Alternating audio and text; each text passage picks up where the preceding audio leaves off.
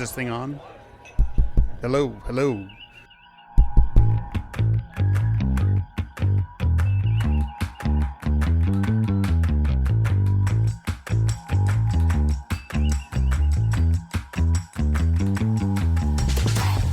Welcome to Open Pike Night, the Strange New Worlds podcast where your calls are the prime directive. I'm your host, John T. Bolds, here tonight to discuss Strange New Worlds Season 4, Episode 5, Level 5 Transporter Accident, or the one with the puppets. Join us tonight as we look at both sides of what has shaped up to be a divisive episode, but we'll cut through the fluff and get to the heart of who's really pulling the strings here. Joining me tonight are my co-hosts, the man who knows that the real villain of this episode isn't some pirate, it's Declan. Jesse Bailey. If it weren't for Declan, none of this would have happened. I'm just going to say it like it's entirely his fault. He's now my nemesis too. And the man who understands that sometimes you have to give your crew a hand. Just don't ask where. Host of Green Shirt, a newbie's trek through TNG, Cameron Harrison. If you want to give someone an emo explosion, just shove your hand. Well, yeah, we'll leave that unsaid. And joining us tonight is a returning guest ready to help us weather the puppet storm and see what kind of opinions this week's episode precipitated. Welcome back to Open Pike Night, Katie Nicolau.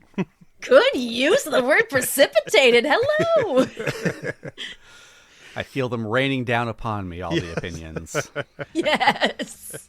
And like puppet storm, I think is the way to describe the reaction to this episode. I thought the last two episodes were divisive, and I feel like I've said this every week this season, but wow. Yeah. I just straight up reused that line, that intro line, and just changed the pun at the end. So I'm like, well, we can use it again this week. So we did, like we said, your calls are our prime directive, and we got tons of calls about this episode, probably too many for us to get to in any kind of timely fashion. So I have selected a handful of calls. Any new callers, we always like to welcome to Open Pike Night. So they are on the list already, and a handful of others. And then the rest of our callers, I have put you on a little spinning wheel selector to leave random chance up to it. But fear not. Those of you whose calls are not here tonight, first off, I did make a montage, so you might hear your voice in there, and Open Pike Night will respond to your calls by the end of the season, or by the end of the year.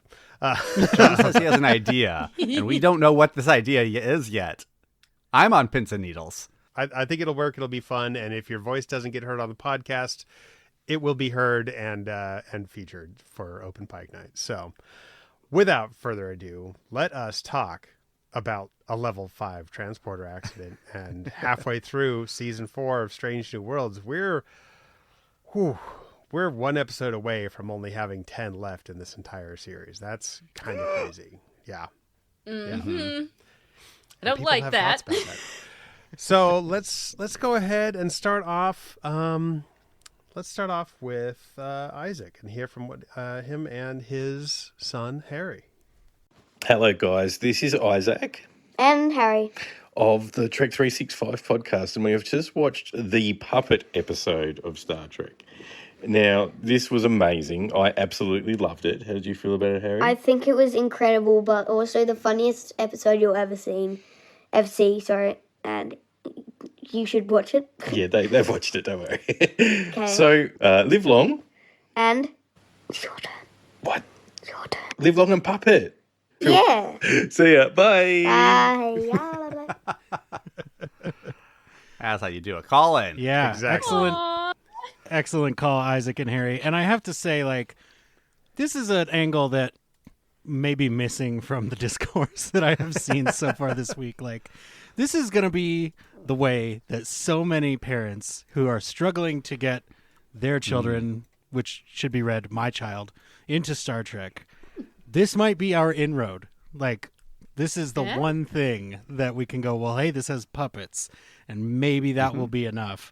Now, there are still moments in this episode where I'd be like, don't watch what's about to happen to this puppet. Yeah. But, like, If I these called were my daughter in puppets, from the this other would room. be a horrifyingly violent episode of Star Trek. incredibly gory. Like, I'm glad that the writers and directors from the Griffin incident were not present for this episode. Oh God. Oh, who do you think thought to pop off Lon's arm and cut Pelly in half? Yeah. The same writers, I'm sure. It has to have been, and they probably asked to do that in their episode, and they're like, "We have puppets coming up, just relax." Yeah. Yeah. Save it for them. But yeah, I mean, I think this will be a running theme tonight, I'm sure. But I think it's important to remember every episode of Star Trek is somebody's favorite episode of Star Trek, and should not be upset when Shades of Grey. joy comes to people from this show. There's a lot of Trek fans out there, Cam. I guarantee you there are at least 2 people in the world that are like, Shades of Grey is how you do it. Clip I shows haven't is met their them. I mean, there's people who might like it, but favorite episode, Jesse, that's a... Cameron, stop assessing my analogy or my adage or whatever. See, I'm nitpicking your analogy like some people nitpick this episode. Yeah, no, I mean, if you're going to... to your point, like how you watch this episode, if you're coming in and being like, all right, is this going to make scientific soundproof and fit tonally with Wrath of Khan? No, it's not. But if you're coming in like, oh, I'm about to watch a Star Trek puppet episode, you're good. It's a hilarious episode. It's a really good time. And even if not, I had the pleasure of watching this episode with 2 people I'm pretty sure they did not know a puppet episode was coming. They were not tracking Strange New Worlds and did not know this was coming. And listening and watching their reactions as things started occurring in this episode was an absolute delight. That's awesome. Were these children people or like fully adult people? Fully adult people. Excellent. Nice. I had a similar thing with my parents. I sat them down. I was like, we're going to watch this. And my mom doesn't watch Star Trek. My dad pretty much just watched Next Generation. I'm like, we're going to have fun with this. And they really enjoyed it. I mean, Pelia had them laughing out loud, which of course, but still, like, it was cool because even like non-Trekkies can enjoy this episode. Yeah. Yeah. I was just going to say, I think if you see the Pelia puppet on screen and do not laugh, then you are not, this episode is not going to be for you, right? Yeah. Like, just the way that puppet looks should bring something out of you. Yes. It's the best puppet, hands down. So good. So good. If you don't laugh at that, you have a bottle of lotion in a basket tied in a hole in your basement. And that's just where I'm putting that. Is that an STLV karaoke reference? Anyways, go ahead, John. Like I said, we have lots of callers tonight. Let's hear from Platty and his very on-theme call. Hey there, Open Pike Night. It's Platty M3. Maybe this call will be a dream. Maybe it'll be a nightmare.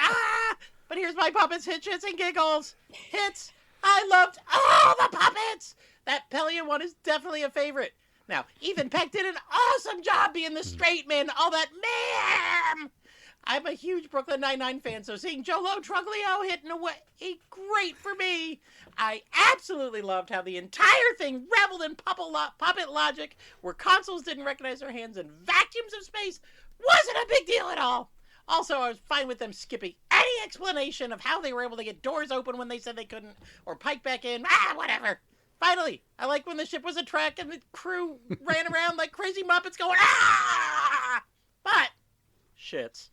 But when the bridge is shaking and sparking, there's a closed caption remark from Ortegas that says, "Oh, my fraggles!" No matter how hard I turned up the volume, that line wasn't there. Come on, man! That's hilarious! Where'd it go? All right, giggles. I think I've referenced the Declan stuff so many times this week. Oh, I just loved it. So much fun. It made me chuckle. But the best part is when Lon asked Spock about what was up with that, and Scotty just keeps mumbling about Declan, and Spock just answers how Scotty just won't shut up about the guy. Neither can I. Love it. All right, Plenty of 3. Sign it off. Man, so you know how they used to take clips from stand-up comedy and like animate, 3 or 4 minutes of it, and I think it was Comedy Central. Yep. I would love to see the puppet version of this call from Platty. Like, you nailed it, man. Like the energy was there, the spirit was there. I'm completely here for it. And yeah, the thing that really sticks out at me from this episode, I remember talking with John and Cam for the first time about it, and Cam said, "Well, how did Pike get back in if he was outside an airlock?" Did bother me. Yes. And we both told him it's the same way Scotty got out from under the torpedo. Yeah. And the answer is That's Roger Rabbit explanation. He's a puppet. Yeah. Yeah. The best of a list of bad explanations, so I'll take that one. But the very next scene, the whole obstacle of the story of the plot is they can't get out of the room. So I don't know how he got in the room. I think Uhura had a throwaway line where she's like, "It recognizes my hand." Sometimes. It's like, But there's also a guard right outside the room. They got out of the room to an airlock, opened the airlock, got him in, opened the inside airlock, got him back into the room. That's a good point. Puppets. Did you want to see that many scenes, or did you want more scenes of puppets? No, then just have him zip inside like Scotty did. I don't know. No, I get why there's not a whole sequence there. I understand that, but you can't. I don't know. I like John's It's the magic of commercial breaks, like I told Henry. Yeah. You see that all the Jeffrey's time. ex machina. Yeah. Yes. So, okay, speaking of leaps that this episode takes, we've got Declan. We have the whole driver of this episode is Scotty's rivalry with Declan. I'm not going to be like a canon person and be like, oh, Scotty in this episode said this, whatever. So he's trying to transport something 30,000 kilometers away, right? But then this disaster happens, and the closest ship is 2 days away. Yeah. Because he said because there was other ships even closer than Declan's ship. Yeah. Yeah. I bumped on that. It took me 3 watches, but I did eventually bump on it. Yeah. Again, it is a Muppet episode. It's like, all right, I'm not going to nitpick this. Obviously, the story is they try and resolve any of those issues with the final explanation. But I was like, I'm pretty sure those ships can go 30,000 kilometers in about a minute. T'Pring also said, I'm going back to Vulcan. If your ship comes close to Vulcan, I'll come on board. And then she's on board 30 minutes later. Okay. Yeah. Just because a ship is 2 days away doesn't mean that is a distance measurement. It's possible that those ships are currently tied up in a mission and will be done with it for 2 days. I mean, do you know how close 30,000 kilometers is in space? My point being, that's a classic Star Trek thing of we have this ticking clock, we have this exact amount of time. Yeah, so except it's you certainly remember the Titanic and what happened when ships didn't respond to that? I'm pretty sure the flagship of the Federation would get responded to. I'm not sure. I don't understand the reference. My heart is not going on, Jesse. Oh my gosh. But yeah, I think you're probably right, John. The answer is it's still a puppet episode. Yeah. But if I were going to pick at it, I'd be like, yeah, they were clearly on a very important mission, couldn't leave for 2 days. There we go. Okay. If we're doing the nitpicks things, then there are 2 other kind of wait, didn't they just say puppets X, but now they X? One is, and Benga pretty clearly says, our life signs are normal, right? We're organic. And we see an X-ray. Yep. But then the Orions are only detecting 1 life sign on the ship. Well, their scanners aren't calibrated to puppets. Yeah, they're not that science. Right. They're not that Orion science team. They got bad pirate scanners. They have pirate scanners. Okay. And then, we very clear, there's a whole bit about Una punching a pirate and being like, is this even hurting you? And then in the big finale, we're getting full-on Western sound effect sounds as they punch people. Yeah. Yeah. So do the felt fists hurt or not? Momentum and conservation of it. Yes. If you get poked in the eye with a felt finger, you're going to feel that. Sure. Yeah. And if you get stabbed with akimbo sewing needles by Oh the butcher puppet of Jagal. Why did they have him stabbing him there, by the way? He could have gone 6 inches higher and been fine. It was... Yeah. It's the kneecaps, right? It was kneecaps or thighs or additional, but it was ambiguous enough to where you can tell yourself whatever story you need to about that. Yeah. But I mean, this is the image of the episode for me is Benga squinting at the Orion pirate and then smash cut back to him holding 2 sewing needles. I was like, so good. This is absolutely 100% worth it. I saved that screenshot, and I will be using it in my comments section the next time I get a chemtrails person. Yes. Nice. Just going to put it in the comments section. I posted it on our socials and said, my face when someone says the puppet episode was bad. Yes. Which is an opinion I'm sure that we will get to. But so far, it sounds like everybody just loves the episode. I think we can call that a day, guys. It was a great episode of Open Pike Night. Thanks for having me. That was fun. 100% enjoyed by the fans. There we go. All right, well, let's hear from one of our new callers. Let's welcome Neil to the Open Pike Night stage. Hi, Open Pike Night. My name is Neil, and I'm a first-time caller. The puppet episode, I have a lot of mixed feelings about it. I certainly laughed. I was certainly very confused about some parts. And, I thought the guest characters were actually fantastic. One gripe they have an entire puppet episode and they don't mention Mystery Science Theater 3000, Crow T. Robot, and Tom Servo. I mean, come on. What are we doing here? Okay, Cambot and Gypsy are my favorite part of the Robot Roll Call song, though, personally. Well, Cambot, yeah. Now, is this a puppet episode or is this a Muppet episode? Okay, and is there a distinction? Like, is Muppet just an owned, like, word for but puppet? Is it a portmanteau of, like, motion puppet? Like, I don't know where the word Muppet comes from. I think it's an owned thing, but if it's made by Henson, it's a Muppet. I would say is probably feels like it. Yeah. Yeah. So but in our would say these are interview, some of the Muppets. people even had corrected themselves. They were like, puppet, I mean Muppet. Like, Right. They would get in trouble Yeah. if they used the wrong term. Maybe it's a specific, like, technique of puppeteering or something, but Like a style of design Yeah. too. I feel like that it's so iconic with the mouth shape. Yeah. yeah, So- the semi-spherical head with a mouth cut into it. Like, Yeah. that's a Muppet. Exactly. So if Spock walked into a darkened theater with two other crew puppets, Oh. one, who would he bring? And two, is there any other movie they'd be watching besides Section 31? Oh, okay, well, you just answered that part. I mean, I'm going to go. Now there's a when- bonus when- episode in the pipeline. Thanks. Yeah. I feel like there's been a couple times people have asked the crew, the cast members, like, if you were to do a podcast with another crew member or castmate, who would you do? And the answer is always like, Melissa and Martin should do a podcast together. And I think especially after this season, it should be Scotty and Erica would be with Spock to mock a certain Section 31 film. But it's hard to pick what they would watch. I think it would be funny if they watched, like, episodes of the animated series. Yeah. Like, That'd be that fun. would be... And, I mean, if you're already going to be meta, like, Yeah, go for with it. It's fine, yeah.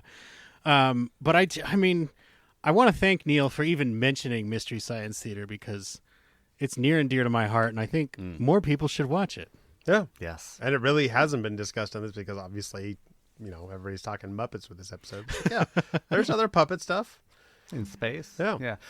Actually, I want them to be watching Star Wars and then just have Scotty be like, what is this? This isn't how ships work. Oh, That yeah. would be so funny. He could complain the whole time, like, what is this magic? Oh, that'd be brilliant. Man, I definitely want to watch that. Welcome to the stage, Neil. Glad to have you. There we go. Yeah. Thank you for joining us, Neil. Let's hear from another new caller. Here is Mousepad.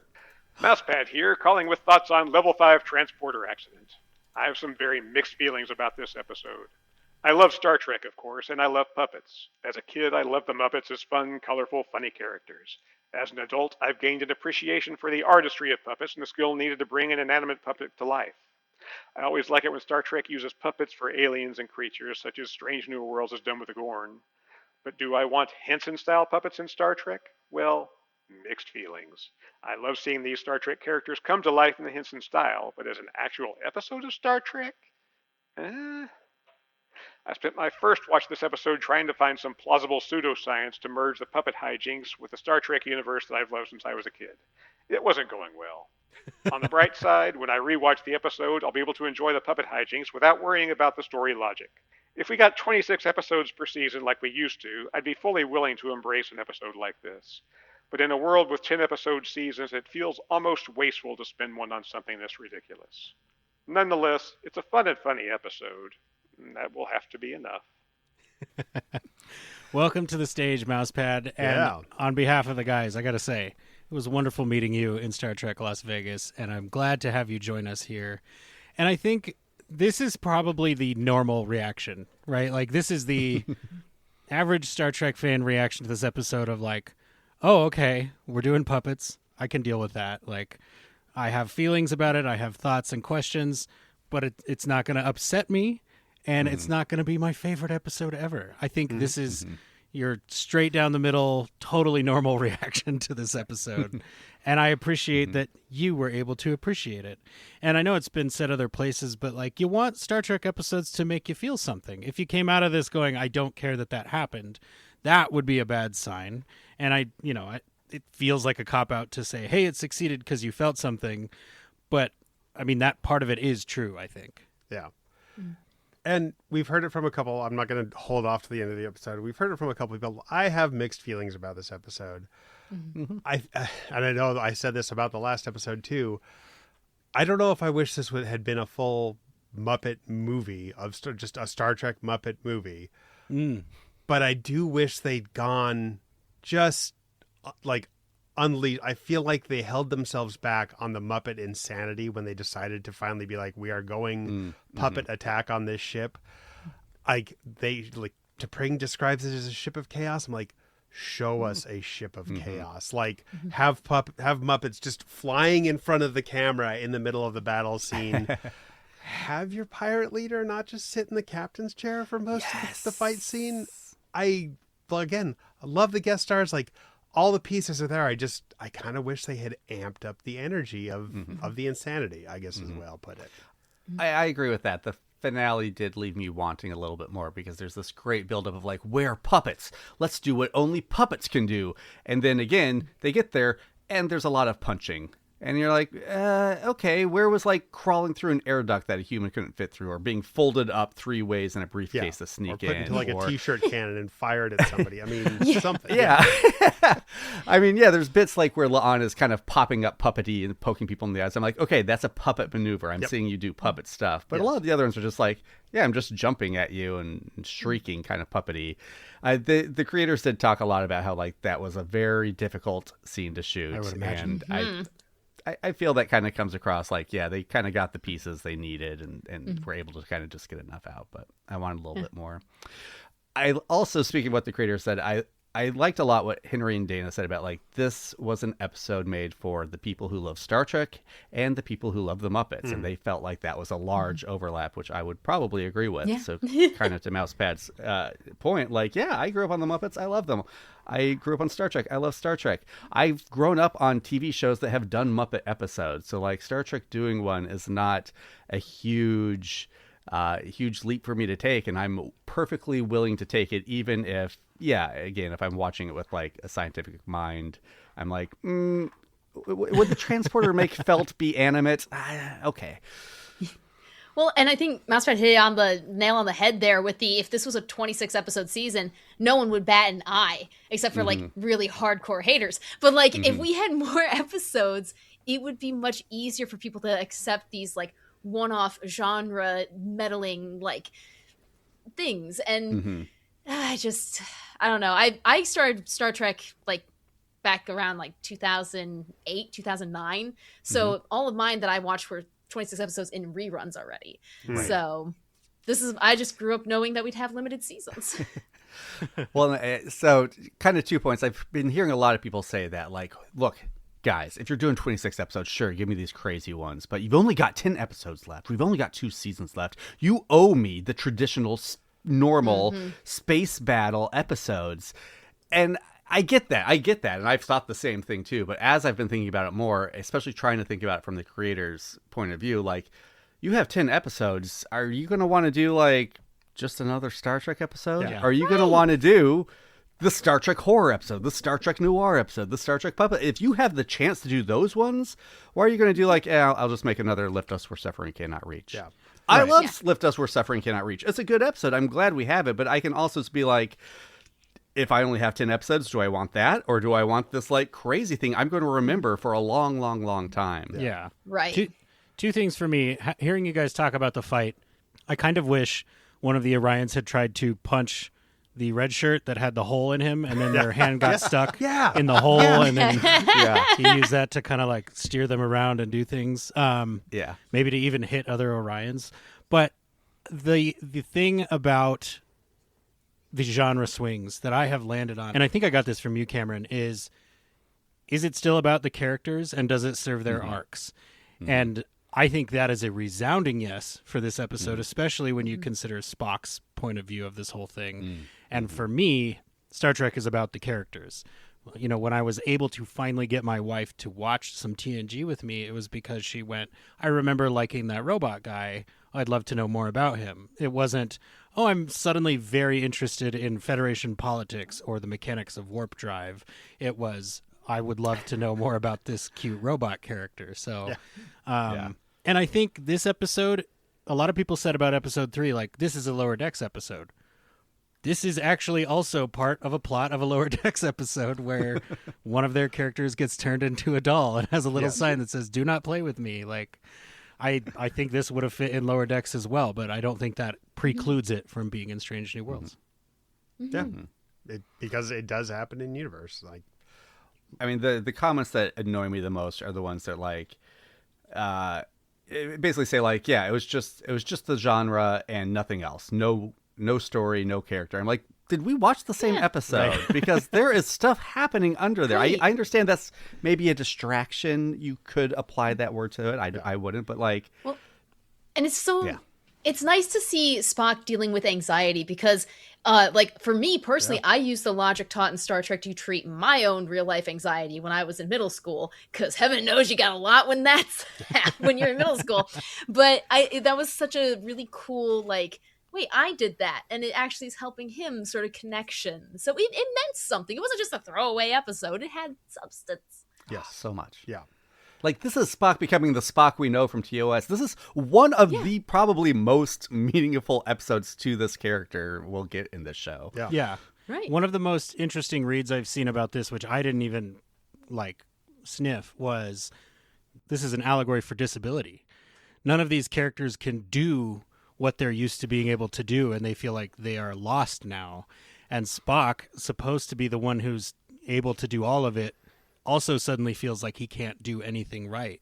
And he's torn in all these different directions, and he can't rely on what he's used to relying on. And there's a whole video essay on it that I'm going to watch because that sounds brilliant to me. I kind of took it as this is a great illustration of how much faith Spock has in his crewmates. Like, even if it is all a dream, and we'll get to that part, it's so deeply embedded in Spock's subconscious that these people succeed, are competent, and want to help, that even if they were puppets, they would find a way to save the day. And I think that's really beautiful. Let's hear from our caller, Lucy. Lieutenant Lucy from London here, reporting on the Puppet episode, finally. Mixed feelings on this one. A lot to love. I adored the Pelia puppet. She was hysterical. Really liked Mabenga, liked Pike's puppet with his hair, and also thought that Mabenga and Uhura's puppet with her earpiece falling out all the time was hysterical. I think that there may be some exploration of subconscious desires and fears across the board for Spock. We saw that in the Griffin incident, and I think maybe that's a continuation here, so I'm keeping an open mind. But yeah, a lot to love, and I really loved the Wrath of Khan-esque mind meld and the needs of the many part with Pike and Spock. Okay, look forward to the next one. Thanks. I think both Jesse and I brought that up to Jordan Canning, the director, I think, of like, so in Wrath of Khan, are we able to suppose that Spock is thinking of puppets when he does that? Like, he's like, oh yeah, this one time, whether a dream or not, I did this. I mean, he is full of radiation. There is no telling what he's thinking of. Like, exactly. He actually sees Kirk as a puppet in that moment. Yeah. When they did that, I was actually live watching with a friend. We were messaging each other, and I messaged him. I was like, oh, the haters are going to be mad in all caps. Which is funny because I thought, like, because we just saw this parodied in Academy with New Spraka, and it was like, oh, that's right, nobody watched Academy, so nobody was there to hate it. They just hated on it without ever watching it. It was like, yeah, they already parodied this once. Yeah. And again, I think, like, I love that they're like this, like, oh, that's a sacred thing. It's like, no, it's not. They already did this in the Pine movies. Like, they've already messed with this famous event. I kind of wish, like, Pike's body had been tossed out and his hand had been stuck for a little bit. And then just like, oh my God. Yes, that's how horrible. Just like the yarn starts to unravel. Exactly. Yeah. Like, go full Muppet. And famously, the haters are like, "This cheapens that." And it's like, no, it doesn't. Like, it's not, it's literally not connected. It's fine. The Hammer moment, echoed back. Like, I mean, pick your echo you want to latch onto. If a say 14-year-old started watching all these newer Treks now and sees this again and again, and then finally watches the Wrath of Khan when they're older, they'll be like, "Oh, this isn't really like, oh no." It's like, no, I'm pretty sure it makes it more impactful. But 100%. That's a good point. So I think Lucy poses a good question. other than Pelia, who's your favorite puppet? Oh, It's tough, right? I mean, and do we exclude the people in the hallways? Because I goddamn love those shots. it's great. Give me ship chaos with Yes, puppets. ship chaos. I mean, the whole episode could have been that. Yeah, I would have been happy. the engineering Andorian was fantastic for sure. Yeah, apparently just a blue fish. Yeah? Not an Andorian, but Oh, I yeah? totally thought an Andorian Oh, nice. also, yeah. I'm gonna have to go with Chapel, man. Like she didn't say a lot, but she was back then, like doing the sewing and everything. Like her hair, like man, Chapel was busy in this episode. She has a couple line reads that are, I think, the most Muppet line reads of anybody. I felt like she really channeled the Muppetness. I think of so it too. with her. I think so too. I mean, Pelia was just being Pelia, but like as far as like doing a Muppet version, I'm loving Chapel here. Yeah.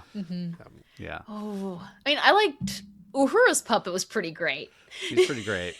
The earpiece falling The out earpiece was really like, good. great. Yeah, it's like this is a great gag. I do it every time. And it makes sense on like some things in the episode. It's like, this makes sense. Yes.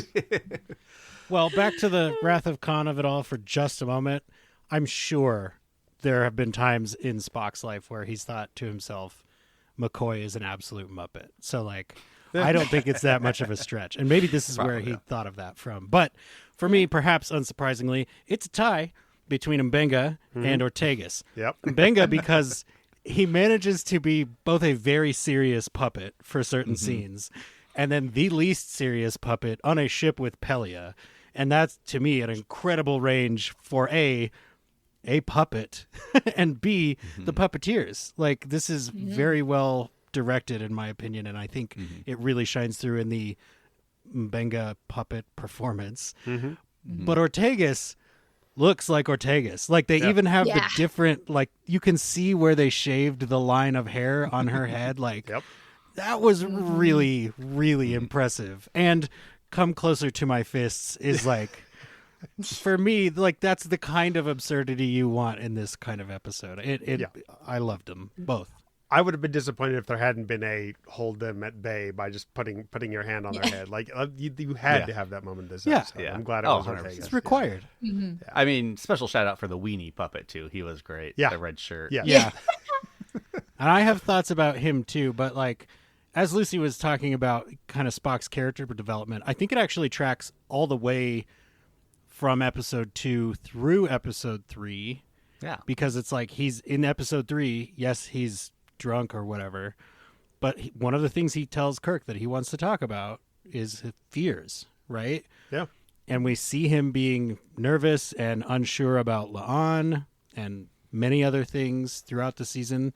So I think Lucy is right. This absolutely tracks with what we know about Spock, and it goes back to Cam's brilliant thing about character arcs. Like, if it matters to the characters, it works. And that's definitely where I'm landing.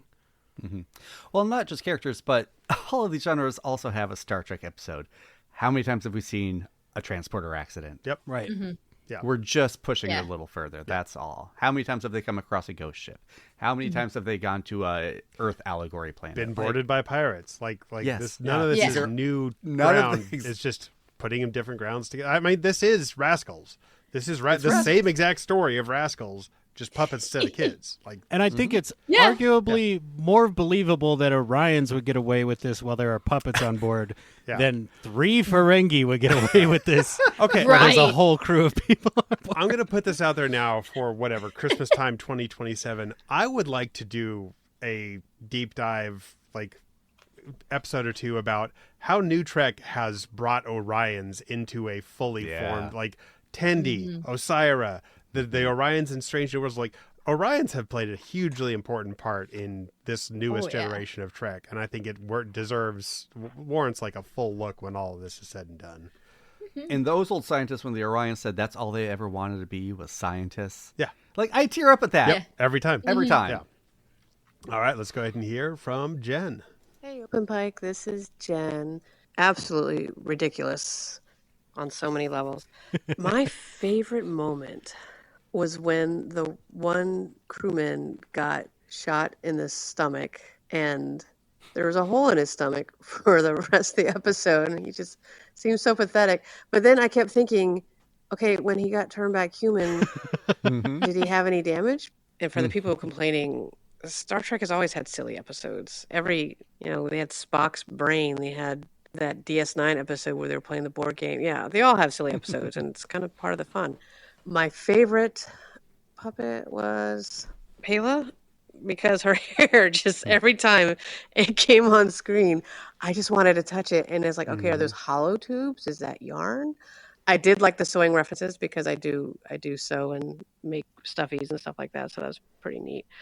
I need some of those puppets though. You can make them in like 6 inches form or something, because that would be awesome.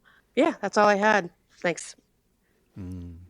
Finger Yes, puppets, merch sounds like- team, listen to what the fans want for once. Please. 100%. Yeah, I Literally would for say- once, which is like why it's frustrating to hear people be like, I would totally buy this. It's like, guess what? You can't. Yep. Yep. I highly recommend going to director Jordan Canning's Instagram account. She started to post some behind-the-scenes photos, and there's a video of Pelia's puppeteer, Ingrid, Holy cow. It's doing, and it's almost a deleted scene because they're kind of practicing things she could do during her big speech that don't make it in. But just seeing her bring her to life is amazing, and the gags they come up with are amazing. Go check it out. Yes. And the voice she does is just she's spot real on. close. Yeah. It's so good. Yeah, and that's just like rehearsal. That's not even on camera. I think for the transformation back, it would be fun, like, if, for the next, like, let's say in episode 6, it'd be fun if La'an spends, like, the entire episode rubbing her shoulder. Like, I don't, it just is something bugging me. I don't know what it is. And weird. maybe this red shirt crewman has, like, a constant stomach ache in the next episode. But, I mean, we all know the transporter buffer saves your most recent patterns. So, in theory, they could just be... Even if he came back missing a torso, things might be all right, maybe. Yeah, it definitely, it's like, okay, do we wish, and we will get to the it was all a dream of it all to wrap up this discussion, but I do kind of wish, 10 more minutes, like show somebody returning, give us a little bit of Rascals where we got to see some of the crew come back to adulthood, and some were like, no, I still want to be a puppet. Like, I mean, Right, yeah. yeah. you kind of have some of that with La'an being, she's like, I'm not worried about hurting right. anybody now that I'm a puppet. Like, Yeah. Like she could have been like, I'm just going to stay a puppet for a little while longer. And then, another episode or two, but whatever. I was going to say they really should have committed and had her stay a puppet for another full episode. Yes. And then at the end, there's another meeting with Pike where he's like, look, I've let some stuff slide with you this year, okay? Like, you need to stop being a puppet. I did love the La'an puppet too. I mean, Yes. she's up Yeah. there, probably top 3 for me. Yeah. Loved her. All right. Let's spin the wheel a few times and see who we're hearing from next, shall we? Thank you, everybody who called in, by the way. We love all our supporters, our patrons, our callers. This is a good problem to have. All right, let's hear from our space hippie. Here is Newman. Newman the Space Hippie, returning as Newman the Sourpuss again this week. I don't know what's wrong with me in this season, y'all. I really liked the funny episodes in previous seasons. I did. All right, trying something new this week. Likes, dislikes, and I wish. I like the puppet design. T'Pring and M'Benga I thought were the best voice actors of the whole puppet cast. Lots of great Spock face. I like Pelia throwing her shoes. I like T'Pring slapping Spock. And I like the scared puppet ensign who sat next to Ortegas and got a hole blown through his center. Dislikes. I dislike the Declan runner. Dislike the dialogue contradicting established lore and world like Scotty's grades and nepotism in Starfleet. A lot of the jokes in the writing I found so repetitive and overwritten. Everything they did with La'an and Spock, just horrendous breakup etiquette there. Borderline direct quoting Indiana Jones and the Last Crusade and The Muppet Christmas Carol, the Wrath of Khan moment, Ortegas' quasi-meta line to potential haters of the episode. Hey, absurdism is kind of baked into the premise. I wish more plot could have been devoted to trying to conceal their puppetness from the Orions before their cover was blown. I wish Pike worked harder to maintain composure and poise before giving in to full Muppet energy and emotion. I wish there was time for a scene between Spock and Asha, and I wish we had had just a few grounded, serious Star Trek episodes before this one, so it felt like a bigger swing going into puppet mayhem. Newman the Space Hippie out. We should talk to Pring. Yes, I'm happy to. Yeah. Ruben brings up a lot of great points, and she is so great at this episode, both human and puppet. Yes. Racist, she's a Vulcan. Vulcan. Vulcan and puppet. Wow, my bad. Sorry, Dupring. Yeah, and I have to say, like, the translation of that character to puppet is masterful. Like, Yes. because the crew's outfits are pretty much shirts, right? Like, you put a shirt on a puppet, you're done. But the creation of Puppet T'Pring's dress to look as close to T'Pring's actual dress as it did is very impressive. And there's like some serious emotion here with this character, even when she is a puppet. Like, this is very, very, in my opinion, very good writing, because you care that she's having these interactions with Spock, even though it is absurd and she is a puppet. Like, you know that she's just going to read this as another failing on the part of his crewmates, and another reason to wonder why he would pick this life over a logical life on Vulcan. And to pull that off in such a silly episode, I think is impressive. I don't think it can be overstated how impressed I was with that, especially like the fact that it ends with a puppet kiss. Come on. Well, she pulls that off while also pulling off being the Miss Piggy to Spock's Kermit as closely as possible, like as close as possible, slapping him a couple times. Like, that is good. That is the Muppets, like the full embracing of Muppethood I was looking for the rest of the episode. Well, and like the puppeteer did an amazing job getting the Vulcan mannerisms to show through in the body language. Like, you don't have much of a body to work with, but that felt Vulcan. Yeah, fully agree. Yeah, I'm a long T'Pring fan. I loved seeing her hallucination in episode 2, and I'm glad we got some real T'Pring and puppet T'Pring in this episode. I mean, I could just listen to her say "Little Ricky" all day long. She's a great character. I think she's a great counterpoint to Spock. I love that moment, because we're like, the whole time we're like, okay, the crew became puppets. Spock's gonna be the only non-Vulcan human there. Got it. Check. You forget that T'Pring's on board when she shows up in that turbo lift, and you just hear her voice, and you're like, oh, now we're turning the screws on him. Got it. And Spock, it's so good, visibly winces when she says his name. That was a great Ethan Peck choice right there. And then, possibly more than any of the crew, T'Pring is proactive. When she's carrying those faces, I'm rooting for her. I'm like, yes, of faces, like, so she has solved the issue of getting a panel to, and knows where the armory is, and has gone and stocked up. She's gonna Home Alone the Enterprise. If Spock hadn't shown up, she probably would have taken care of the pirates right then and there. She knew their tactics. She was a stone cold badass. I was there for her. I kind of wish, like, he had grabbed a phaser and she would have been like, and like, you have two hands, and like, give him the double phasers. Don't be a pussy, Spock. The idea for another genre-bending episode. They could Home Alone the Enterprise. Next time someone shows up, just like make it the funniest thing you could do. Oh, man. Hypospray is just going back and forth on strings, knocking people out. Well, and I think it matters, too, kind of to Spock's character arc, because if this is entirely a dream that Spock is having, subconsciously, he trusts her more than most of the people on this ship. Even though she's not the one who's with him all the time, and she's not going on all the adventures and dealing with the hijinks, which is another way to read it, is her going, I refuse hijinks. I'm going to get phasers. I'm going to help people I'm fix going this to stop problem. these hijinks. Right? But it's like, again, if it is all a dream, it says a lot to what Spock thinks about T'Pring. Let's remember that point when we discuss the dream, because I agree with that. I also just want to point out with T'Pring, like, I love the way Ethan Spock interacts with her. He is so gentle. He's always getting down to her level. He's got his hand on her little back and holding her hand. Like, it's so sweet. Like, yeah, I'm puppet Vulcan. I'm here for Spock and T'Pring. Yeah.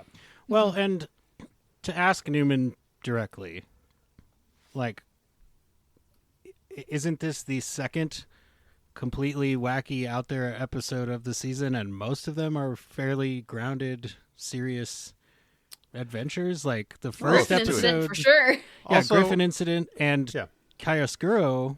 I mean, those are both very serious classic Star Trek style episodes. One's a little gorier than we're used to, but like, again, with the haunted ship thing.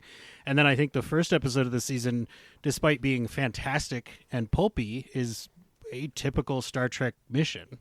So, I mean, maybe the genre, to Cameron's point, has been distracting throughout the season, but I think most of the episodes have been, some version of serious. I mean, only technically, though. 2 out of 5 being like straight comedies, not funny episodes, but straight comedies is 40% straight comedies. It is a lot. And also, you know what? I think for a lot of people who earnestly and with an open heart watch this stuff, in 3 years they're going to feel different. In 5 years they're going to feel more different. In 15 years, like, this is going to be a season that ages like fine wine for those who choose to approach it that way.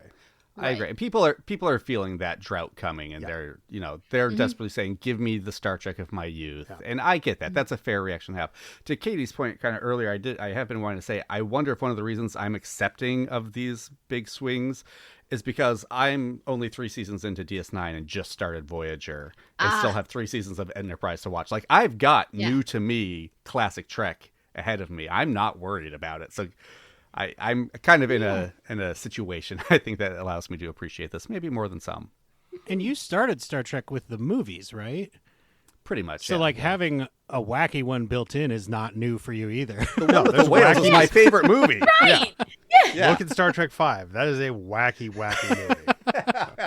All right, let's go ahead and hear from Mishi. Hi guys, it's Mishi, and this is my favorite episode of the season so far. I haven't had this much fun watching in a long time. I know there's been some debate about the captain's chair, but I love the scene with Pike and Una at the beginning. I can easily overlook minor inconsistencies for the sake of that scene. It beautifully illustrates the friendship between the two, and I wouldn't have wanted to miss out on that. The puppets are so cute and cuddly. It didn't feel it was over the top either. For me, the amount of humor was just right. The fight scenes were brilliant, and the way the puppets tried to bite their opponents was hilarious, and the way they ran was so adorable. I simply loved the episode, and I don't even care that the physics made absolute no sense. I still loved it. And my favorite puppet? I loved them all, but if I could buy one, I would choose Pike. And Ortega's. She was pretty amazing too. Yeah. That's it for me. Have a great day. Bye. I'm so glad Mishi mentioned Pelia biting that guy's finger. If it's a puppet, then that just means as long as the person behind that puppet has a strong hand, that bite is going to hurt. But there's some puppet logic for you. As Admiral April made sure to find out, they're not puppets, Jesse. There's no hand in there. But are they? They're just puppets. But are they? I do want to go back real quick. Newman mentioned a couple things I want to pick up on. I loved Pelia throwing her shoes, and then we get a barefoot Lanthanite again. Is this a Lanthanite thing? We've had 2 Lanthanites with iconic... No, this is a Spock's weird, subconscious, deeply buried fetish thing, remember? Okay. All right. Because this is the 3rd instance this season where bare feet have mattered to Spock. Oh, shoot. You're right. This is... we're learning stuff about our favorite Vulcan that maybe we didn't need to know.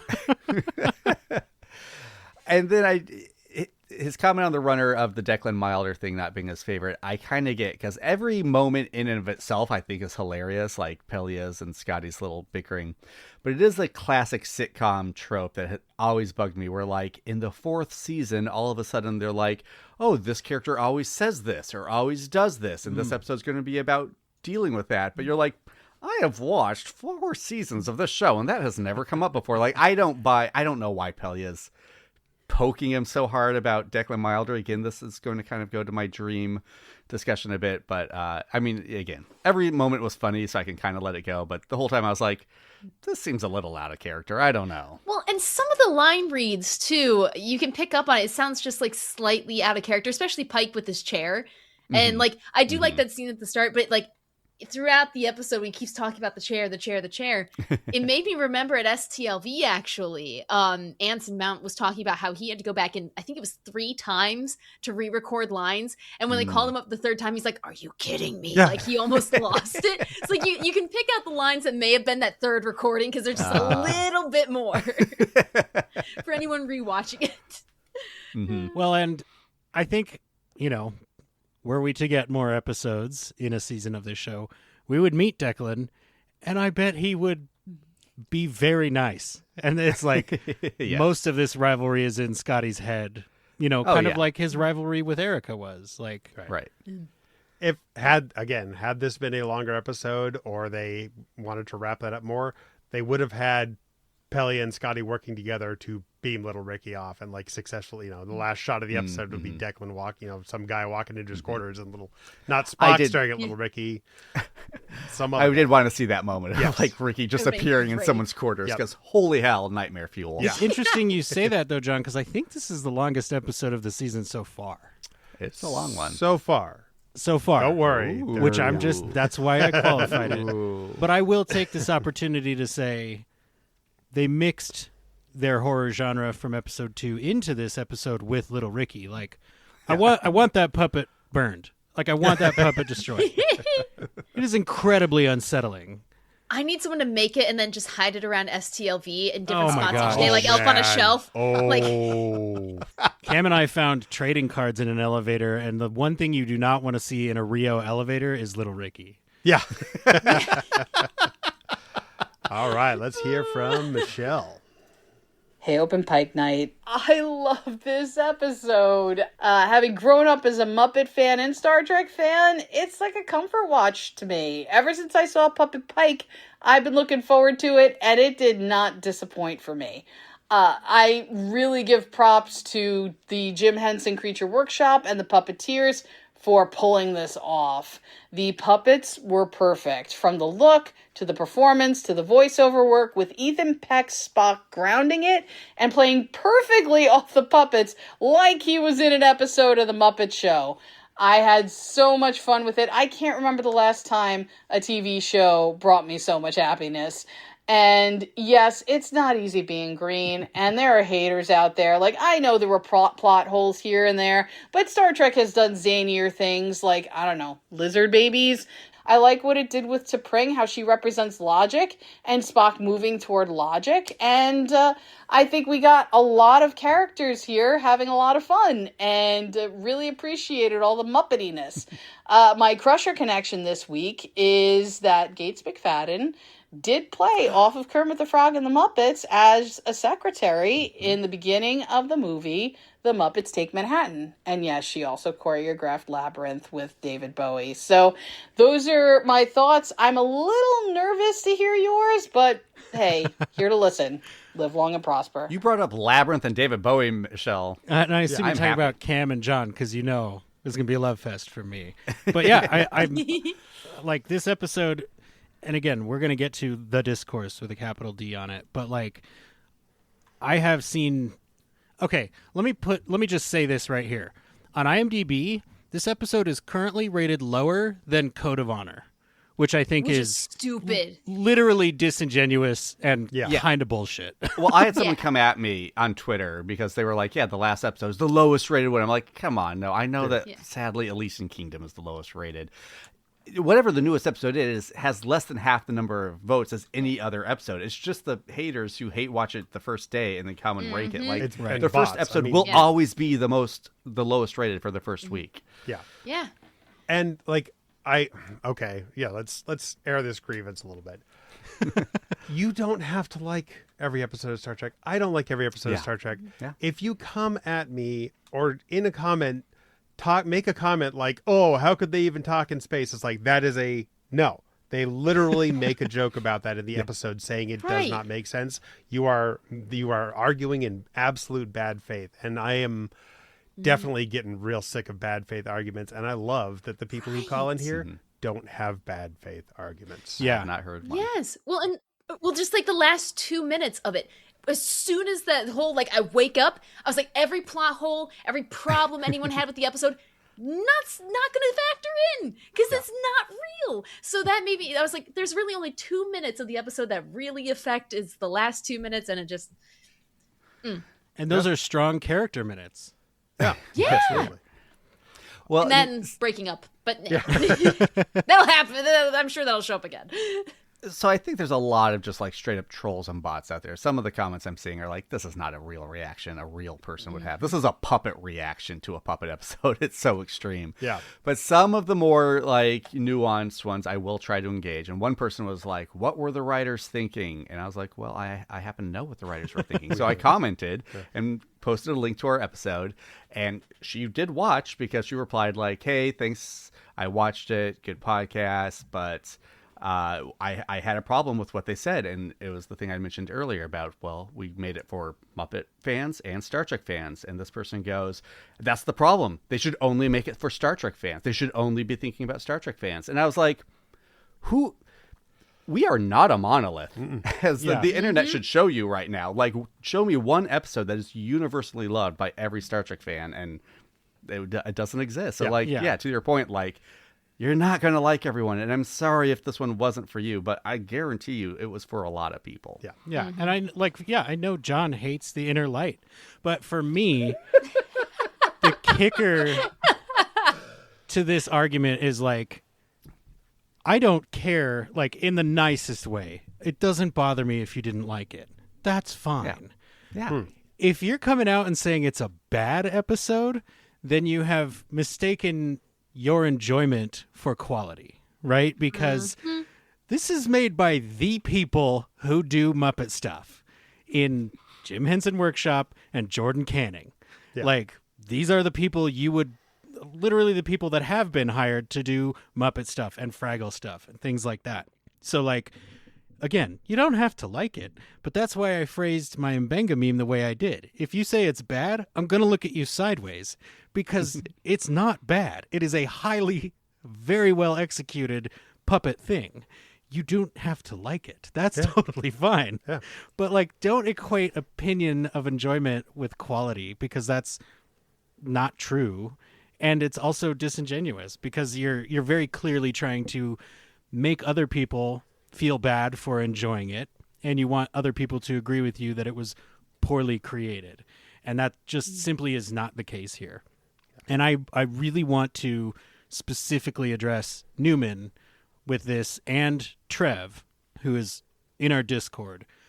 I have gone back and forth with Trev and Newman on calls and in the Discord at length, and there has never been a point where I was like, okay, this person's arguing in bad faith, or they just are arguing for the sake of arguing. They're bringing up good points, they're being very respectful, and they're being very honest about the thing. And I appreciate that so much. To John's point, I love that our callers are able to not like a thing and not be, like, evil or rude about it. So I rolled the wheel again during those calls, and Trev is the next call. Yes. Let's hear it. All right, here is Trev. Hey, it's Trev beaming in from the Fair Little Franchise podcast, and I'll admit, in the run-up, I've been kind of apprehensive about this week's episode. Not because I think puppets are too silly for Trek, but actually the opposite. Given that it's already been done on Angel, Glee, Community, and Stargate, I feared this was more SNW chasing a popular TV trend just to check another genre box, rather than something that had to be done. So then why did I, the guy who often complains about the show, putting genre gimmickry above all else, actually mostly enjoy this one? Well, it's because, in my opinion, they actually took the gimmick seriously, through a Star Trek lens. My complaint last week was that they made the crew act out of character to suit the tropes of the genre, but with this one, they actually put a lot of thought and examination into what it would mean for a starship crew to turn into puppets, and how they'd have to deal with it. The episode was silly, cute, and very funny, loved every puppet fight scene, but it never ignored the potential reality and ramifications of the situation. Alright, thanks. Trev. Do you know row your boat? Let's go camping, man. Like, let's make s'mores.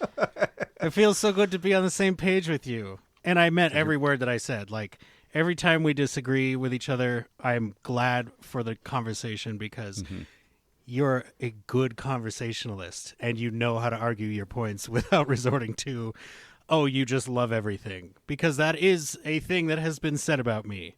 And I will say here, by you, I don't have, and I've admitted to it most of the time, But there is a thing about this episode that bothered me, and I'm certain that we will get to that. And then I'm going to tie myself in little puppety knots to try and get out of it. Yeah.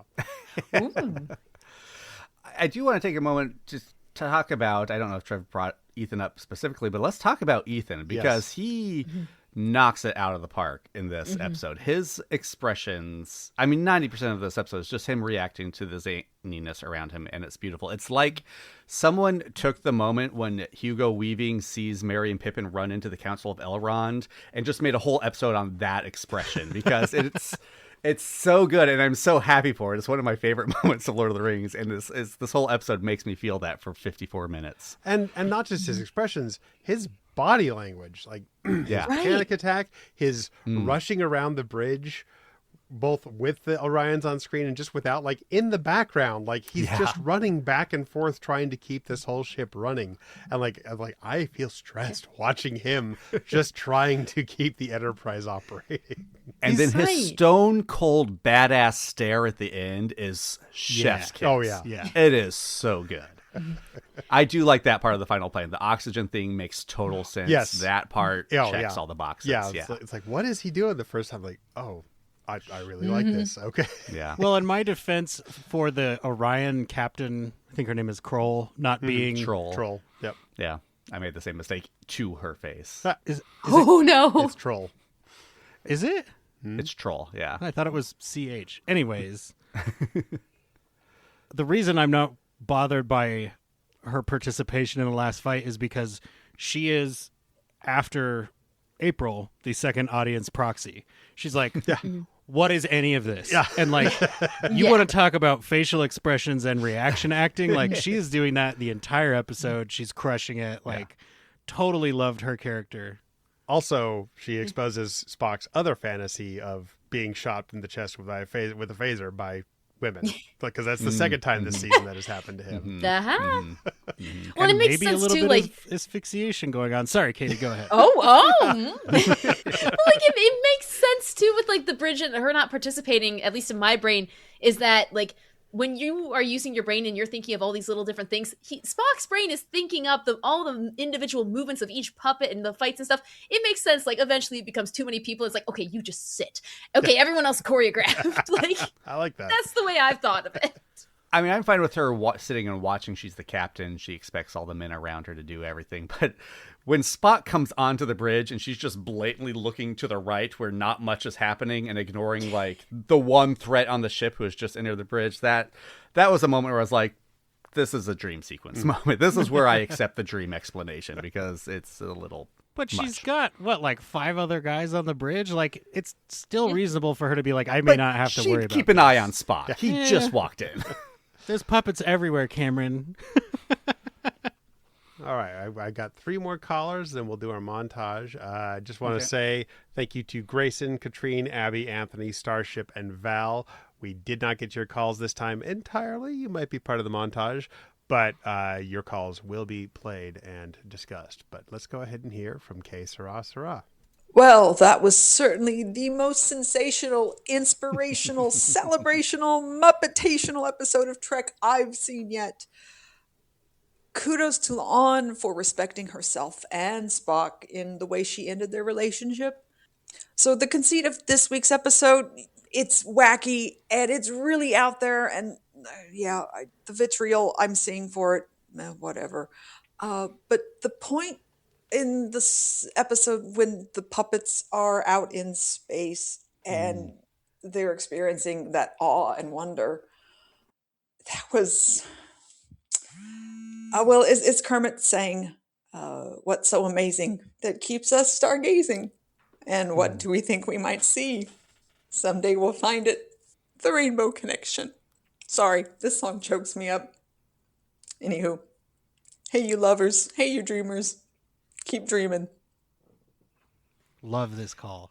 Thank you for bringing this moment up, Case Ross, because I mean, if you listen to our writers interview, you heard me say, like, I now expect every funny episode to get me at one point, and that was the scene that got me this one. I got choked up watching them in space, and it was important for Dana, the writer, too, it sounds like, and I feel like I should send her your call to let her know it affected you the same way.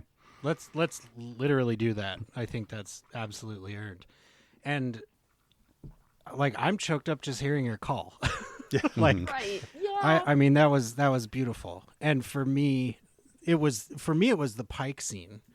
Like when it's just him and there's that ultra wide shot and you can barely make out the puppet in the center of the shot. I was like, oh wow. Like this is beautiful and like incredibly meaningful, especially for a guy who's, you know, in some estimations hurtling toward a void of his own. It's like, yes, give this moment of peace and majesty. And I gotta say, like, I think as a person who grew up watching Sesame Street and Mr. Rogers and that kind of thing, like, there's a reason we remember how those shows made us feel, right? And there's a reason that those things are, like, titanic in the memories and hearts of the people that watch them. They matter, they're important, they're meaningful, and I think this episode, whatever you think about, did you like it or not, totally fine. Set that aside.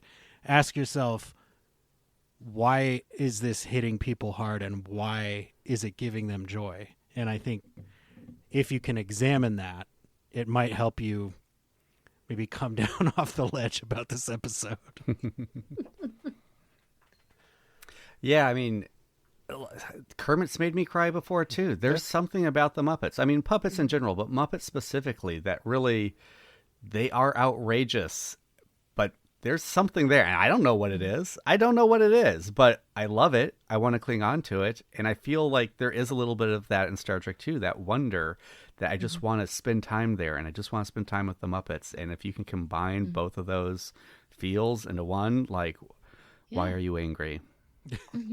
I've like, having thought about this before, I think it's that the Muppets are insane, zany, crazy out there, but they also sit in silence when it's important to, better than like Tom Servo can't really sit in silence. You know, like the moments when Muppets are calm, quiet, and caring are really have been well done for decades now. And I think that's part of what does it, is like the moment when they need to be there for somebody, they are there for somebody in whatever crazy movie or show it is.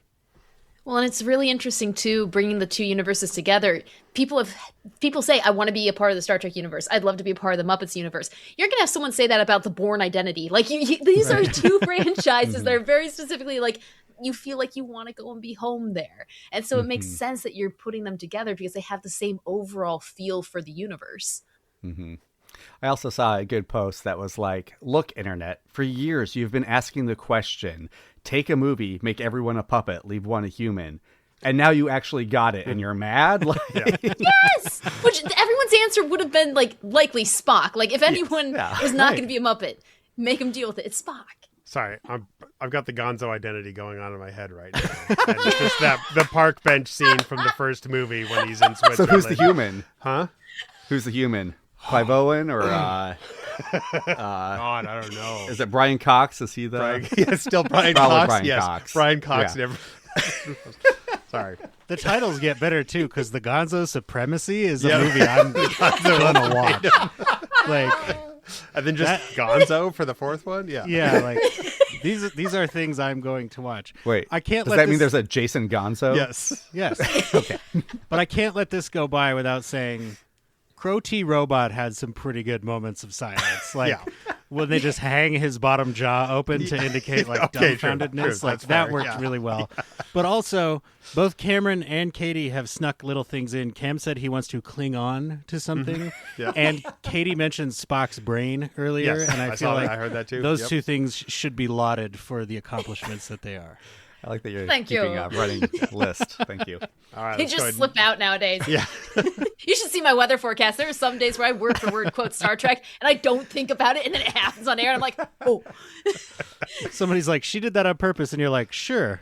Yeah. Yes. My brain isn't broke by Star Trek. Sure. On purpose. All right, let's go ahead and hear from Melanie. Hi, this is Melanie. So, oh my, this episode cracked me up. The puppets are amazing, cute, and beautiful. I want a Pike puppet, by the way, please. Paramount, make them for merchandise, please. Every line that is said is so well delivered. I read that the actors needed to do several tries to get the Muppets to sound as wished, but hell, it is so amazing and worth it. My son watched it with me and loved it. My hubby watched it and liked it too, so basically everyone enjoyed it. But poor Spock. I really feel him, and I guess I can really see the emotions in his eyes. Ethan is amazing here. Spock is really going through a phase on a chaotic ship and is dumped again. Man, the poor thing. And I really love to bring in this episode. Her slapping Spock and then kissing him still as a puppet before he wakes up. Oh my, so adorable. Of course, my favorite line is Pike when he says, I might be shorter and fluffier than usual, but I'm still the captain. But as I said, it's full of good lines. And Pelia, by the way, love her puppet. I love them all. And oh gosh, this turned into a favorite episode for me. And yes, I'm definitely gonna watch it over and over again. Live long, prosper. Melanie signing off. Yes to watch Level 5 Transporter Incident again. Okay. Does 3 puppets in a trench coat count as a puppet? Because if it does, that's my favorite puppet. Oh my God! It's like that was one of those moments when you're like, okay, this episode got it. And they shot it could end right now, and I'm happy. And they shot it so seriously, like when Pike is looking up and the hood reveals his face, because you already know it's 3 puppets in a trench coat. Yeah. It's like, there's nothing else God. it could be. Yeah. The people I was watching with who didn't know the pup episode was coming, like just, this is so dumb. This is so dumb. I love it. It's so dumb. I'm like, that's the right reaction. Yes. Good job. It's stupid and I love it is the two combinations. Yes. Even the director, Jordan, kept saying that. It's like, it was so dumb, but so good. Yeah. Like, yes. And I mean, for people have really started to comment on like, hey, is the captain of this ship ever going to be on this show again? Like in any meaningful way? We had more Pike. This was more Pike in an episode that we've had so far this season, almost. Yes. So yeah, we're getting Pike back. He just might be in puppet form. I feel we should talk about Spock getting broken up with again. Mm-hmm. Like this series has put Spock through the ringer, and I was apprehensive going into the scene because you're like, oh, is this going to be the breakup scene? I felt like they handled it well because we like both characters and we want to be friends with both of them at the end. And that's kind of hard to do with the breakup scene in film and TV. Usually like one person is the bad guy. Yeah. And I thought here I was like, no, she's right. And he's dealing with it the best he can.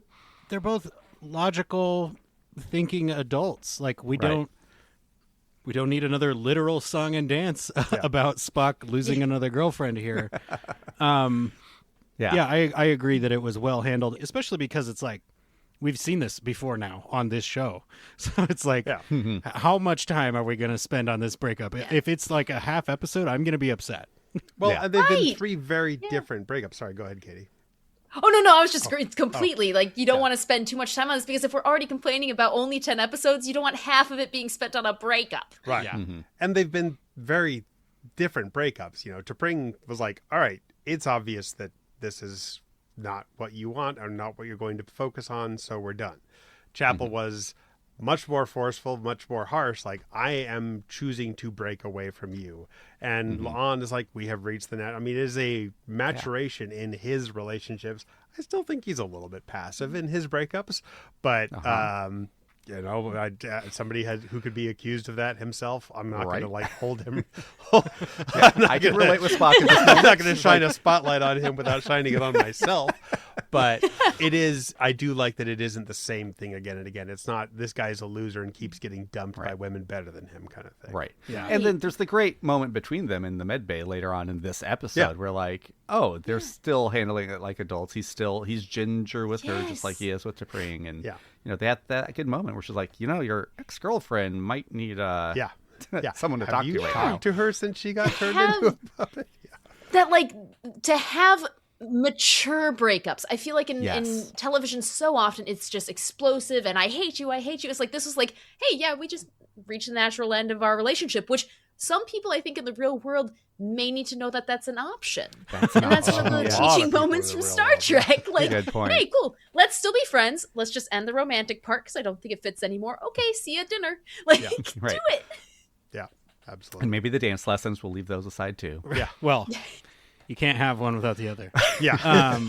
Not with those two. And on a personal note, Melanie, I was in a tourist town today having lunch with my family, and maybe 2 tables from where I was a German family, and it really made me miss you. I had so much fun with you in Star Trek Las Vegas, and I know we talked about the next time, and will it be here or will it be in Germany?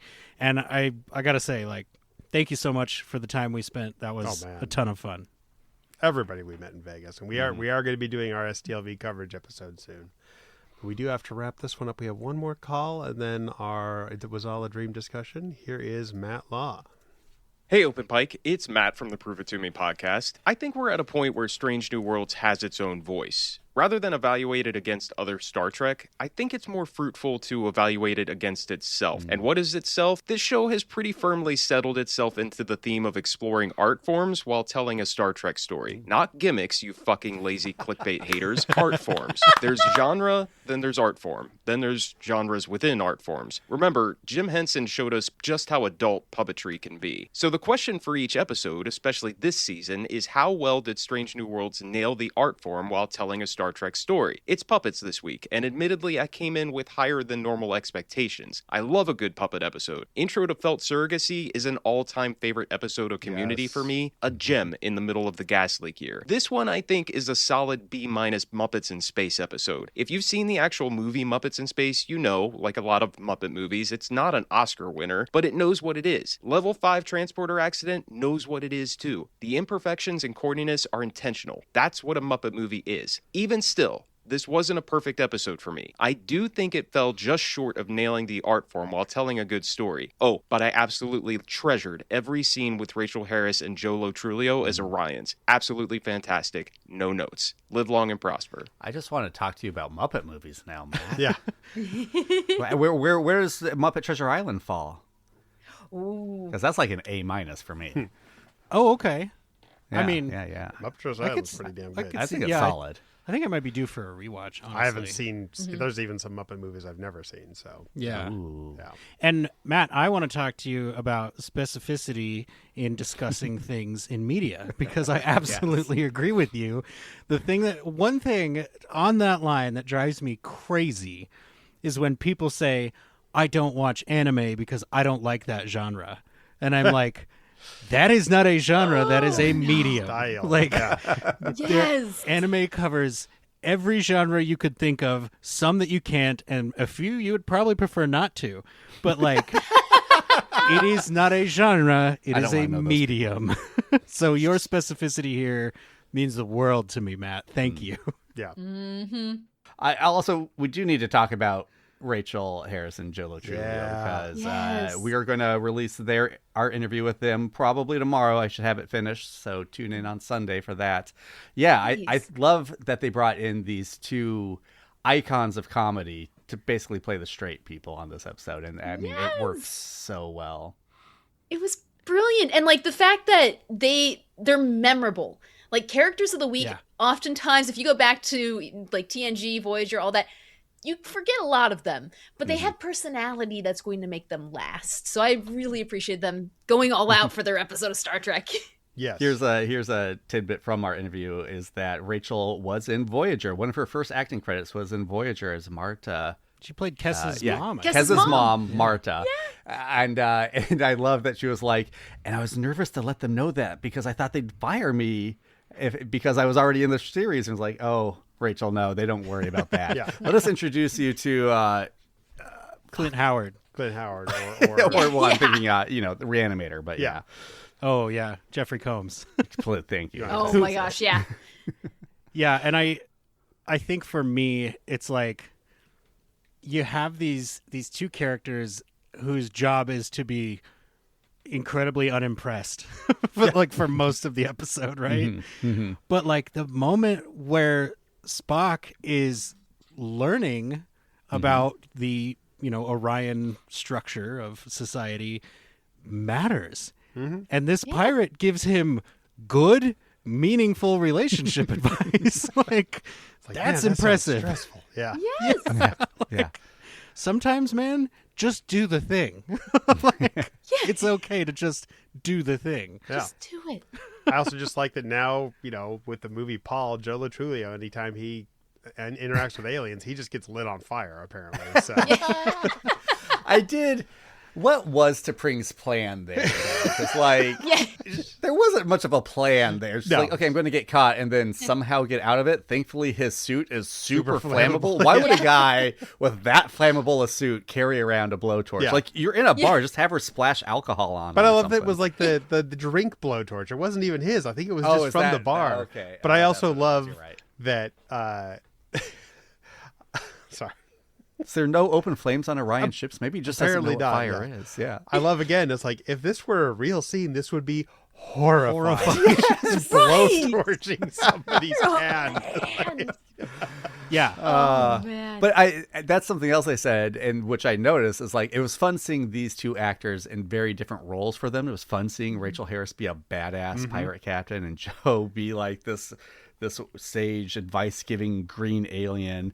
And that, knowing how much that meant to them also makes me watch their performances a little different and appreciate them more, much the same way as like knowing how much this episode meant to like the joy with Henry and Dana and Jordan talking about this episode. This episode means so much to them. Like, Dana has been wanting to make a Muppet episode since she was a child, and she got to. Aww. And that's choking me up. This episode is there floating in space. Well, and just talking about it, we all have smiles on our faces this whole time. Like, how many Star Trek episodes are you going through and you're talking about this and everyone's smiling? Yeah. Why are you mad at Joy, Internet? Yeah. This episode is joy.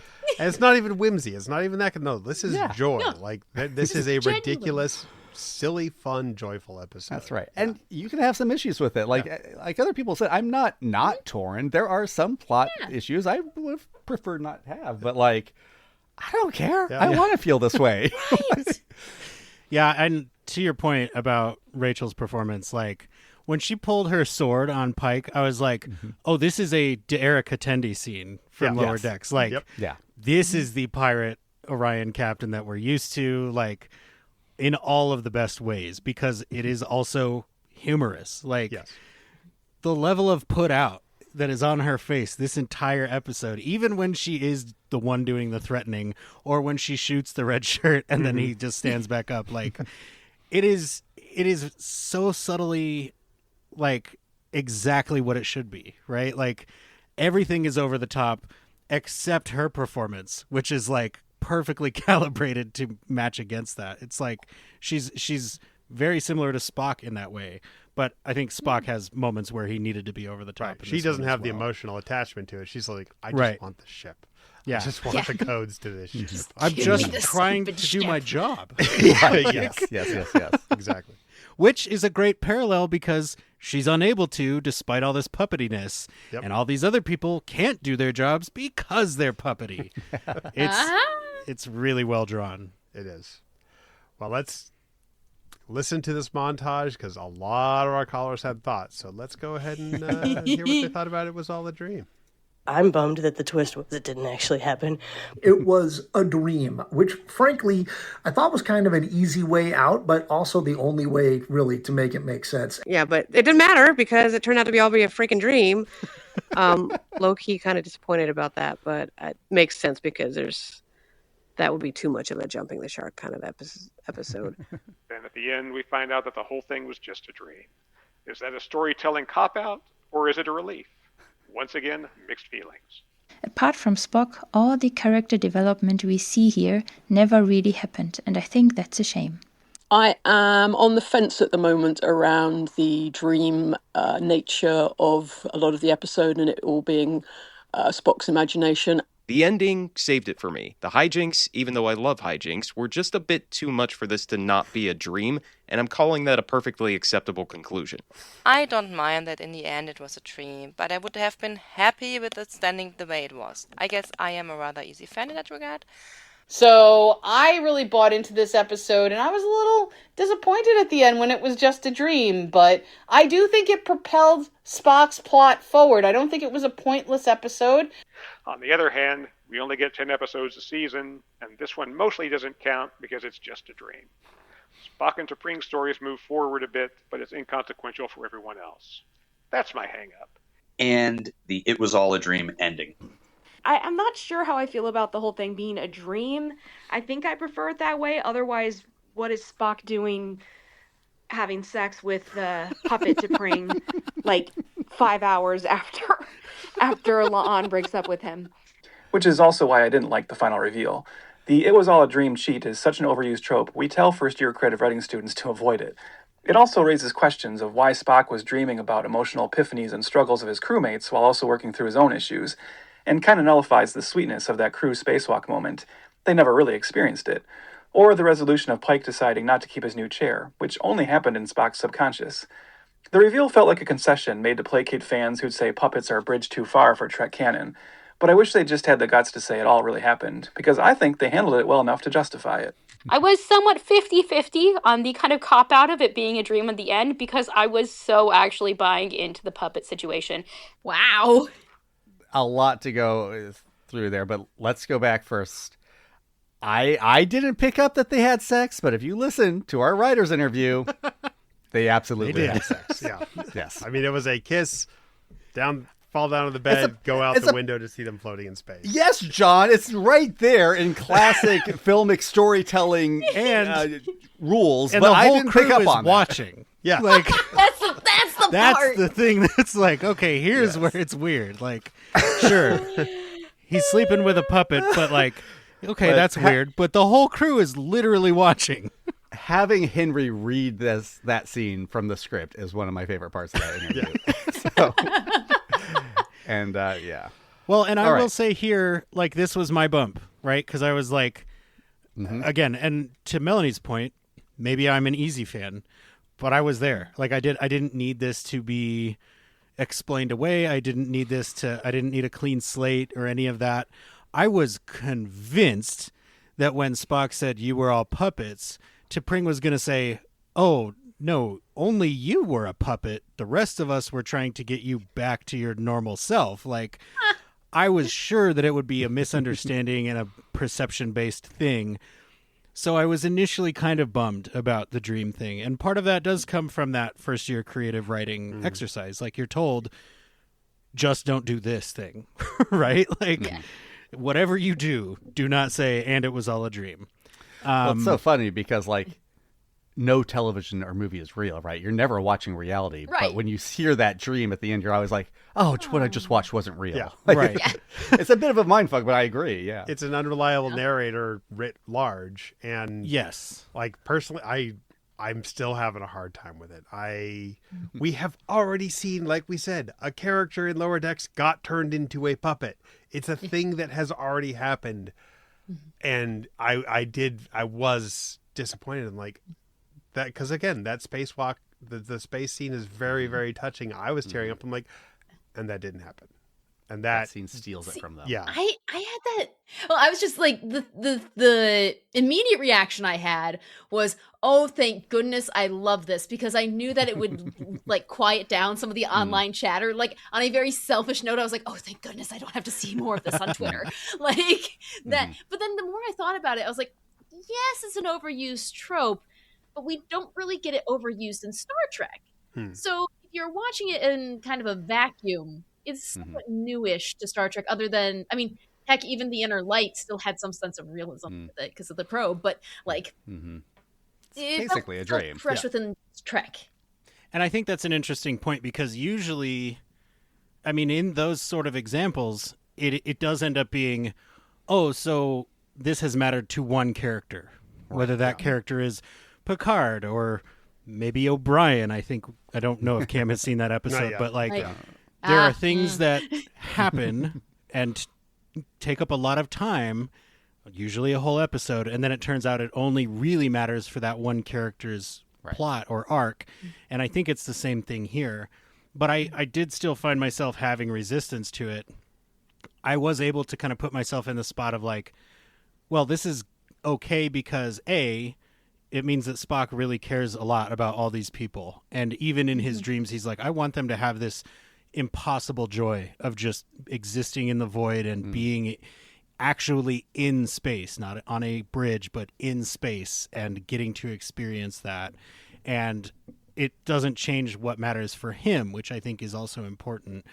But I mean, there will always be part of me that's like, did this need to be a dream? Now, to that point, in the interview with the writers, they seem to think that this is a little more ambiguous of an ending. And, like, maybe it wasn't a dream. So, like, what's that all about? Well, I want to talk about that. But first, I mean, everyone make some room up on that fence for me because I need to crawl up there with you because I'm right there. I went on a journey with this. My initial reaction was, fuck this. Like, I was not happy about the dream for all the reasons we just said. And I kept being like, okay, they're going to go to 10-4 and she's pranking him, right? She's pranking him. This can't be a dream. I hate dream endings. But then the second time I watched it, I was like, okay, let's watch it as a dream. Let's watch it as a Vulcan anxiety dream. And it works really well that way. It works like just... It's important for this character, and it's very important for this one character, and it does a lot for him. And I think we've all had those anxiety dreams, and like I relate a lot with it there. The first time I watched it, I mean, one of my reactions with the dream thing was like, oh, well, I bought into it. Like, this is only a step further from Rascals, guys. This isn't that big a deal. Yeah. I think I must have watched this the first time on the planet from episode 3, because the second time I watched it was when I was like, I don't know. How is this felt sentient? How does the transporter work that it would put their consciousnesses into a felt body that could... I don't know. And then like the Pelia runner also felt like this works better as a dream. A lot of the fight stuff, you're like, okay, this really works better as a dream. So the second time I was like, I don't know. It does, like, it's fun. I enjoyed that I could watch it 2 different ways, and it worked both ways for me. Yeah. So both the director and the writers were like, I don't know. Is it a dream? And I think both Jesse and I were like, well, yeah, the episode clearly says it's a dream at the end. There is no indication that little Ricky is magical, that something that he's going to blink. Yeah. Yeah, like there wasn't like one little head twitch at the end, you know. Well, they don't establish him as like he found him in some like, you know, mystic gift shop with the Mogwais or anything. So I think genuinely, I have one theory, which is like, oh, we're going to find out in the episode with Trelane that actually Trelane was Little Ricky, or like inhabited Little Ricky and was doing this to mess with Spock, which would check out. And I kind of hope they do that, because a Trelane situation makes all the puppet stuff make perfect sense. Like, I enjoy all the level 5 transporter jokes. Like, well, it's not level 6. Well, this is a level 5 situation, guys. That's funny as heck, but Q Trelane makes this make a lot more sense. But I think what actually happened is I think they didn't originally have the dream ending, and I think someone made them add it. I don't know if it was like a Kurtzman person or a Paramount person or just like half of the writer's room, but I think it was added at the end. It might not have even been shot first, because Jordan says 2 things in her interview. She says, oh, they added some stuff, not specifying what. And she says, my favorite shot was that final shot of them kissing and in space, which is the final shot before the dream wake up. So I think that's actually what happened. Well, for better or worse. It sounds like for some people it worked and some it didn't. Yeah. Declan So Mild. There was Declan who made them add it. Yeah. Right. So the thing that I came back to is like, to your point, Cam, like, okay, if this is a Trelane thing, why? And then the answer I landed on was, well, Spock was kind of the one to foil Trelane the first time. 100%. Because he was like, oh, I'm perceiving reality as it's, you know, I remember how reality is supposed to be. So what if Spock were the only one not perceiving reality as it was supposed to be? And then I was like, okay, well, are there any hints to that? And I don't know that there are explicitly, but we do have this red shirt who we have never met before, who spends the entire episode kind of teaching them about the rules of this reality. Like, you can, you know, I mean, Pelia, I think I'll follow that thread. I think Pelia is the answer, because she gets cut in half and everything's fine. But this guy gets shot. He gets a big hole in his chest and he's fine. He spends the whole episode terrified and not really speaking. So, like, if you're undercover as a Trelane, this is where you would hide, right? You'd want to be on the bridge where everything is happening. He never leaves the bridge. And I don't know. But here's the other thing. There is absolutely a fair argument to be made that I should not have to do this much work at the end of an episode to go, hey, maybe it was a Trelane thing, and that'll happen. We'll find that out. And, like, I think that's a fair argument to be made. And I end up landing on, I'm okay with this because of what it does for Spock, but I do personally kind of wish that it had not been part of this story, that it was a dream. Like I mean, 100% okay with Dana and Henry think of this as this happened. Yeah. Like Right. they are not buying into the dream explanation. They said they put it there to appease some people. I wish it could have been more ambiguous. I wish it could have been more of an Inception ending. Right. And it fits because Spock is in the start of this episode, he's nervous about how T'Pring feels about hijinks. So if he's going to have a stress dream, it's going to involve hijinks and T'Pring and like, how but she like would one react last to that. kiss between them, and like she pulls away. It's a close up, and then he just pulls a piece of fluff out of his mouth or something. Oh my gosh! Yes. Get in that writer's room, John Bolts. Now John has started a new tag on AO3. Yeah. Yeah. I try not to rewrite episodes. I know I've been guilty of it before, but yeah, the dream part. Well, oh well, it's what it is. And you know what's the cool part about this is it's an episode that gets people talking like this. Like the other side of the coin of, oh great, I shouldn't have, like I don't want to have to explain all these things is, wait, you get the chance to. Yeah. It Right. wasn't just kind of handed to us. It gets the talk online going. It should be a good bump theoretically for Strange New Worlds in terms of like online discussion. Yeah. I mean, to that point, like, there's a lot more to talk about the inner light that we don't see on screen than we do see on screen. Like, the conversations you can have about what happened there and how that all transpired and what the ramifications are endless. So, I mean, Well, and there this are is an inner light. literal entire episodes of Star Trek that some fans are like, that episode doesn't count. Yep. I don't watch that episode when I do my rewatch because I don't believe it's real. There's And The that's last fair. episode of Enterprise. Yeah. So like, there are, and the gas leak season of Community, like it has happened before where you've had to say to yourself like, this doesn't count for me personally. So I think the reason it feels so acute is because there are 10 episodes, and like we all lament that. We all wish we were getting 26 episodes, and I'm not here to tell you get over it. But I am here to say, let's watch the show we have. This is what we're getting, so we'll discuss it as it is. And I think part of that discussion is to vocalize when you're like, I don't necessarily agree with that specific choice. But again, have to emphasize, appreciate that nobody who called in said that makes this a bad episode. Yeah. They said, here's how I feel about it, and that means the world to me. And it speaks to the intellectual and emotional intelligence of this fandom. Just fully that's agree. awesome. Oh, does anybody have any final thoughts on the episode before we wrap up? I think we got it all. I mean, I was going to say it's bad timing having Scotty invent an electric glove with the ice news, but right. Oh in my 20 gosh, years yes. when we look back, hopefully we're not thinking about that anymore. So, you know. The montage of the puppet fight at the end is like, it's so fun. Pelia biting the guy, Scotty shocking the guy, Lon literally like Three Stooging the other guy in the eye. Yeah. Like, and Cameron, I don't know how you have not said the words "toss me" yet. Yeah. But like that's the fix. Pike is like, okay, here's what well, actually Spock comes up with it. Like, I'm gonna have to toss you. Like, don't tell the Vulcan. I think that the thing that I'm most looking forward to from this episode is the little Rickies at STLV. I think that's going to be... I just set myself a new thing to look forward to a year in advance. I'm very happy with that. We will make this. We are making a pact right now. Talk about craftsmanship. Like in an episode full of Muppets where everyone is like, they're so cute. I love them. They're perfect. The little Ricky puppet is offensive to look at. Okay. Yeah. And I got to say, there's one line.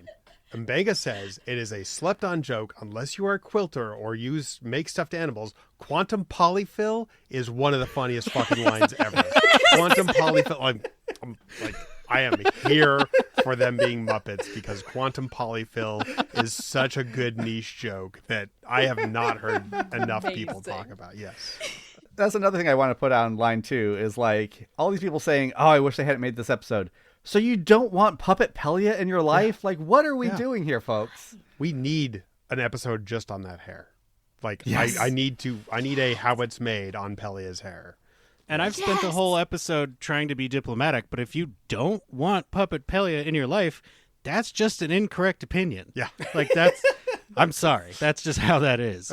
But I will take this opportunity to say, if you haven't watched the video version of our interview with director Jordan Canning, go check it out. Cameron literally has a Cameron puppet. And to me, that is like another reinforced truth of I made the correct choice to do a podcast with John and Cameron. Like, that is Oh, you updated him. I mean, Okay, nice. Let's see if I can. I've got him right here. I made a Star Trek and Chill. I made a Zephram Sokran. Nice. Yes. He's got a little booze bottle. In his little He's hat. drunk. I love it. Oh, that hat is perfect. Flaily arms. So yeah, That's amazing. I'm not the only one who just has puppets staring at me while I stream. All right, somebody cut that video clip and put Ooby Dooby behind it and call it a day. I wanted to get the photo op at STLV, but I didn't want to scar the man for life. Oh, that's fair. I've seen some of those photo ops. That would have been one of the less scarring photo ops for him, I think. So, Katie, tell our listeners where they can find you, follow you, and what you got. Yes. You can find me at weather_Katie on pretty much all the social medias. And you can find me at so many random fandoms on YouTube, though life has been so busy, I haven't had a chance to update that. But also, with life being busy, you can probably find me at any Midwest Comic-Con at this point. That's fantastic. And it was great to see you in Star Trek Las Vegas. Don't want to let that slip by. Yeah. That was great. Yeah. I mean, I know that for a large portion of the fandom, you are a relentless beam of sunshine. So thank you for bringing that to us today. We appreciate that. Absolutely. Thank you for having me. You all are the best. And we really appreciate our patrons and our callers, especially. We love that we have so many calls that we can't even get to them all in an episode. But Jesse, how can folks get their voice on Open Pike Night if they haven't had a chance to call in before? The easiest way to do it is to just go to openpike.com. You can record your message right there on the website. All you need is a phone, but if you find yourself needing to edit or maybe speed up your audio a little bit to fit 90 seconds, absolutely feel free to send an MP3 to openpike@gmail.com. And it's been a long night. And the Open Pike Night crew, well, we just got to go make puppets, man. It is time to get the Puppet Workshop opening for Open Pike Night. So be sure to clean up after yourselves. Be sure to tip your servers. You can go anywhere you want, but you can't stay here. Open Puppet Night. I got there.